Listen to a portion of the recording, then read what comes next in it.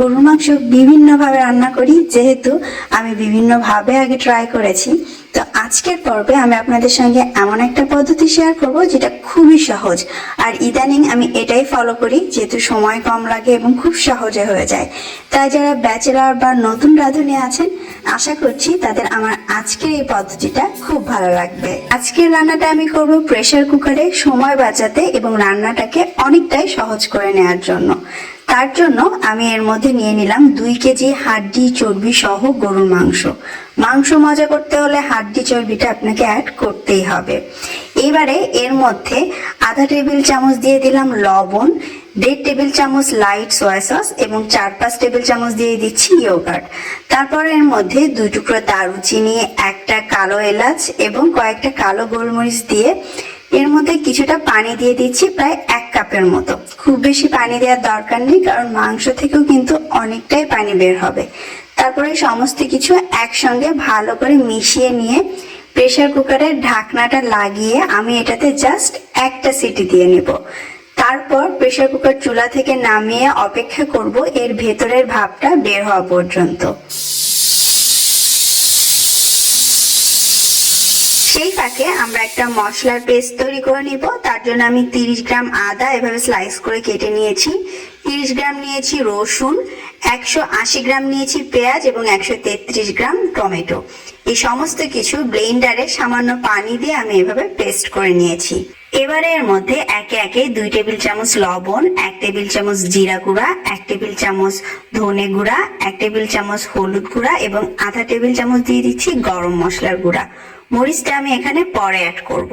তারপরে সমস্ত কিছু সামান্য একটু পানি দিয়ে ভালো করে আমি মিশিয়ে নিচ্ছি। এতে গুঁড়া মশলাতেও বাটা মশলার একটা এফেক্ট পাওয়া যাবে। এদিকে প্রেসার কুকারের ভাপ বের হওয়ার পরে আমি ঢাকনাটা খুলে নিলাম। দেখতেই পাচ্ছেন অল্প একটু পানি দিয়ে সেদ্ধ করার পরও মাংস থেকে কতটা পানি বের হয়েছে। আর যেহেতু আমি মাংসগুলো ছোট ছোট টুকরো করে কেটেছিলাম, তো একটা সিটিতেই সুন্দর মতো সেদ্ধ হয়ে গিয়েছে। আর এই যে এক্সট্রা ইয়াকনিটা দেখতে পাচ্ছেন, পানির বদলে এটা দিয়ে কিন্তু আমরা মাংসটাকে কষাবো এবং রান্না করে নিব। এবারে চলে এলাম মূল রান্নায়। চুলায় একটা হাঁড়িতে আমি 1/3 কাপ তেল গরম করে নিয়ে তাতে কিছু গোটা গরম মশলা ক্রাশ করে ফোড়ন তুলে নিচ্ছি। এরপরে এর মধ্যে একটা পেঁয়াজ কুচি দিয়ে আমি একদম সোনালি করে ভেজে নিব, অনেকটা বেরেস্তার মতো। তারপর এর মধ্যে আমি দিয়ে দিচ্ছি লাল মরিচের গুঁড়ো 2 টেবিল চামচ। গরম তেলে মরিচের গুঁড়ো এভাবে হালকা করে ভেজে নিলে খুবই সুন্দর একটা কালার আসে মাংসে। এজন্যই এভাবে দিচ্ছি, ওই মশলার পেস্টের মধ্যে মরিচ গুঁড়াটা না নিয়ে। তবে খুব সাবধান যেন পুড়ে না যায়, তাহলে কিন্তু হিতে বিপরীত হয়ে যাবে। তাই সাথে গরম পানি রেডি রাখতে হবে। সামান্য একটু ভাজা হলে পানি দিয়ে মরিচের গুঁড়োটাকে একটু কষিয়ে নিয়ে তারপর সেই আগে থেকে রেডি করে রাখা মশলার পেস্টটা এতে দিয়ে দিতে হবে। তারপর মিডিয়াম হাই হিটে অনবরত নেড়ে চেড়ে এই মশলাটাকে কষিয়ে নিতে হবে, পানি শুকিয়ে তেল উঠে আসা পর্যন্ত। আমার টোটাল 10 মিনিট লেগেছে। 10 মিনিট পরে এইবার আমি প্রেসার কুকার থেকে শুধু সেদ্ধ মাংসগুলো তুলে এনে এর মধ্যে দিয়ে দিচ্ছি এবং চুলার আঁচটা একদম হাইতে করে দিয়ে 5 মিনিট খুব ভালো মতো এটাকে কষিয়ে নিচ্ছি। 5 মিনিট পরে প্রেসার কুকারে থাকা বাকি পানি বা ইয়াকনিটা আমি এখন এর মধ্যে ঢেলে দিব এবং এই ইয়াকনির পানিতে মাংসটাকে এখন আমরা রান্না করতে থাকবো। এই পর্যায়ে চুলার আঁচটা আমাদের রাখতে হবে মিডিয়াম থেকে মিডিয়াম লোতে এবং এখন আমাদের কাজ হচ্ছে ইয়াকনির পানিতে মশলা এবং মাংসটাকে রান্না করা। ততক্ষণই রান্না করবেন যতক্ষণ না আপনার পছন্দ মতো গ্রেভি এতে থাকছে, অর্থাৎ এই টালটালা পানি পানি ভাবটা শুকিয়ে একটু ঘন গাঢ় হবে এবং সেটা কতটুকুন হবে সেটা একান্তই আপনার উপরে। আমি চুলার আঁচটা মিডিয়ামে রেখেছি এবং এটাকে এভাবে ফুটতে দিয়েছি, পাশাপাশি অন্য কাজ করতে থেকেছি।